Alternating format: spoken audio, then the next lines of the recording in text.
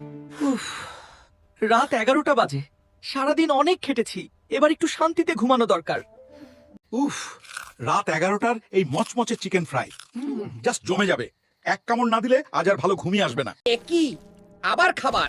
ও সবসময় এত দেরিতে ভারী খাবার খায়। আমার এনজাইমগুলো তো এখন বিশ্রামে যাওয়ার কথা। এখন এই চর্বি আমি একলা হজম করি কিভাবে? আরে, ও তো দিব্যি শুয়ে পড়লো। আমি যখন কাজ করি তখন সোজা হয়ে বসে থাকা জরুরি।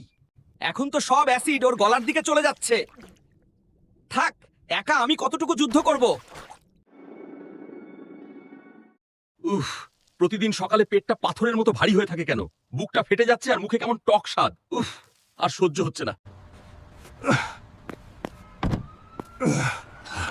ডাক্তারবাবু, রোজ সকালে এমন বুক জ্বালা পোড়া আর টক ঢেকুর কেন ওঠে? এর নাম অ্যাসিড রিফ্লাক্স। খাওয়ার সাথেই শুয়ে পড়লে খাবার হজম হয় না, বরং অ্যাসিড উপরের দিকে উঠে আসে। সুস্থ থাকতে হলে এই ভুলটা আর করবেন না। রাতে ঘুমানোর অন্তত 2 থেকে 3 ঘন্টা আগে ডিনার শেষ করুন। খাওয়ার পর 10 থেকে 15 মিনিট হাঁটাহাঁটি করুন। মনে রাখবেন, আপনার একটু সচেতনতাই আপনার সুস্থতার চাবিকাঠি। এ ধরনের স্বাস্থ্য সচেতনমূলক আরও ভিডিও পেতে হেলথি ল্যাব ভিডিওতে সাবস্ক্রাইব করুন। সাথে থাকুন, সুস্থ থাকুন। ধন্যবাদ।